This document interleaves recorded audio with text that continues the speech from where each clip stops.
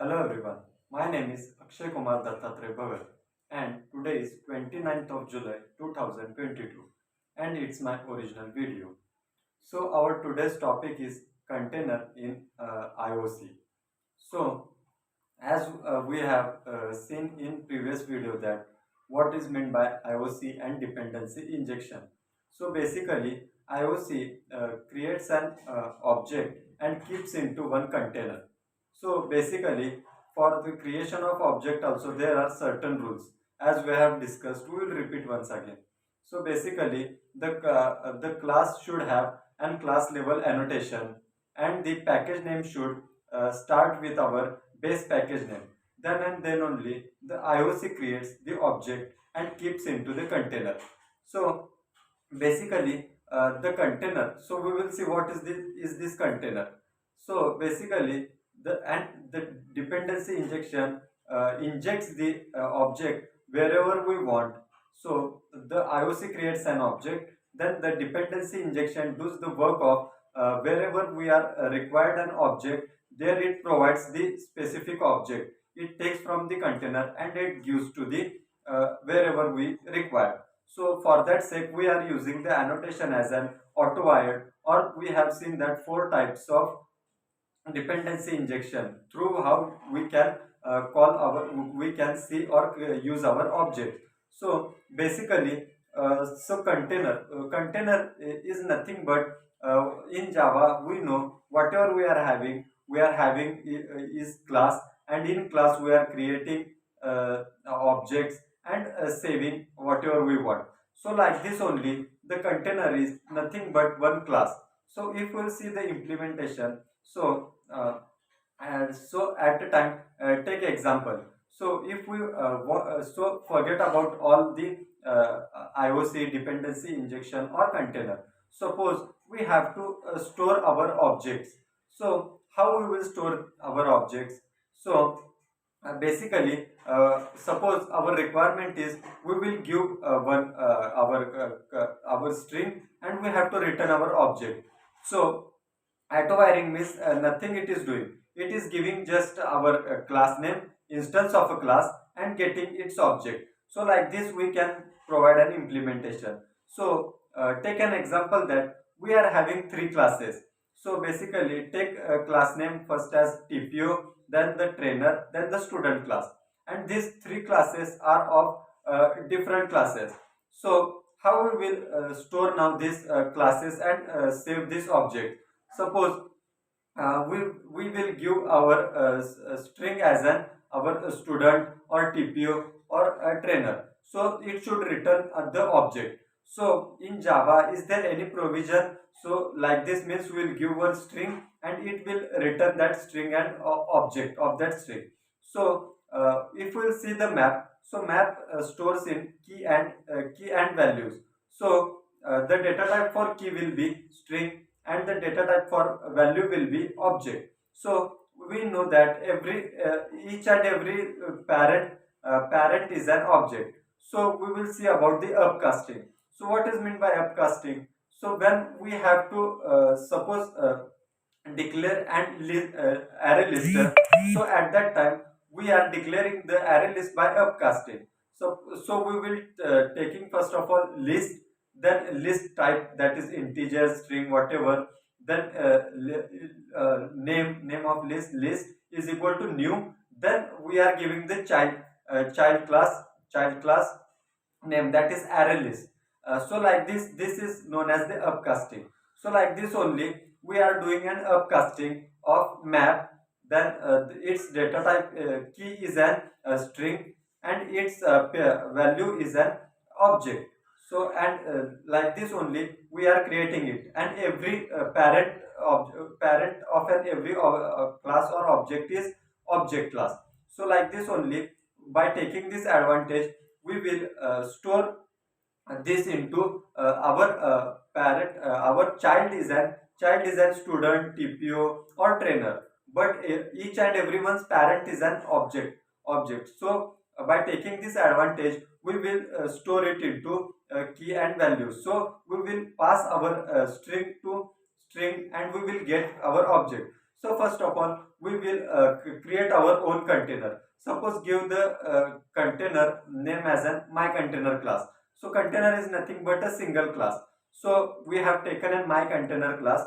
So in that my container class, we will create our own container. Our own container means what? We will take one map. So we will declare one map. So in instance, we will create one map, and in map we will pass key as a string and values as an object, and we will give name, and then we will create one constructor of our my container class.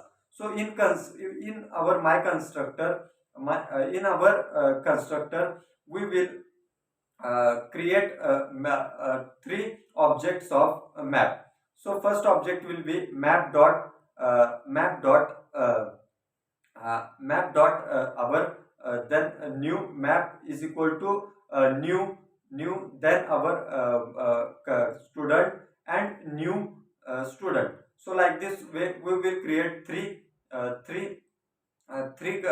containers. So now the problem is that how we will the constructor will initialize. So we are having our main method. So in main method we will create we will take one static instance of our my container class. So we will, by taking this static reference of my container class, we will create a object of my container into our main method. So like this only our my container method will execute first, and as my container will execute, the my container constructor will instantiate, and the objects are created, and then the problem is that how we will call these objects. So for calling these objects, uh, we will create our my controller class, which is having the rest controller as an annotation. So in that my controller class, we will create three objects of our student, TPO, and trainer, and we will give the path of our main class, which is having our main method, that class name dot. In that we will go to then my container, and dot my container. In that we will go to our map, and in map we will give that string, and by passing that string we will get our created object, which is created during the method calling.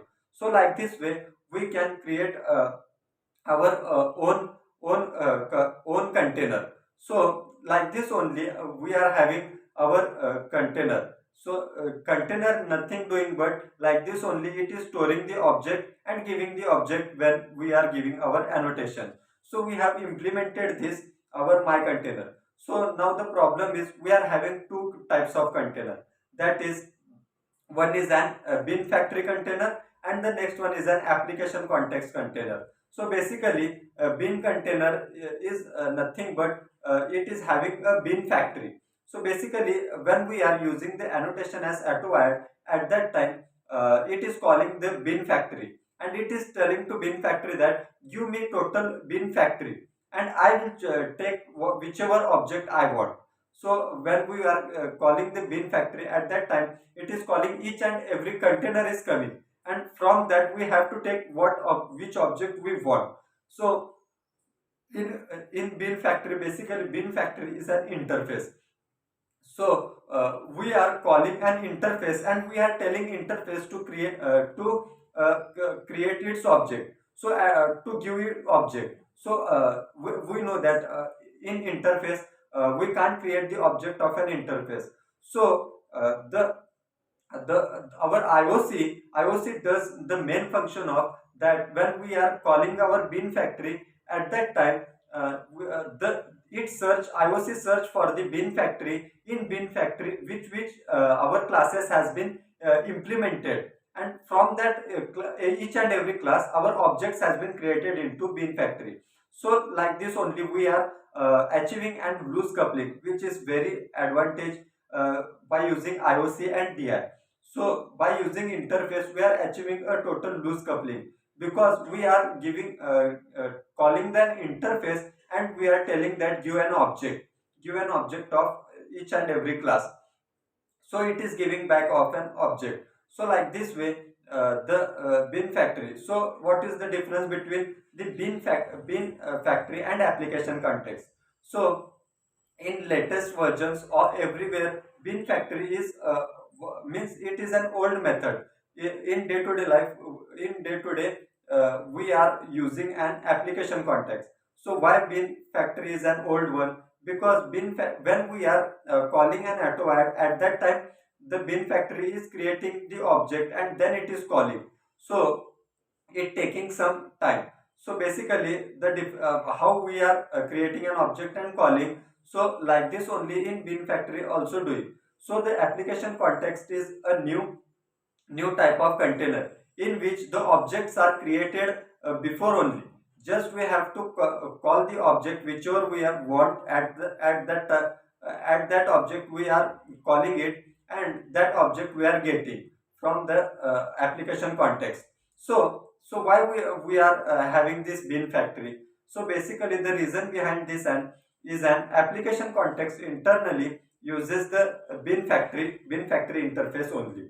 So application context doesn't do any hard work. Just it calls the bin factory before only, and before only it stores each and every class object, and whichever object is required, the application context give that object. So that is the difference between the bin factory and application context interface, which is our two containers. So like this the total flow is happening. So this is all about the container in Spring Boot. Thank you.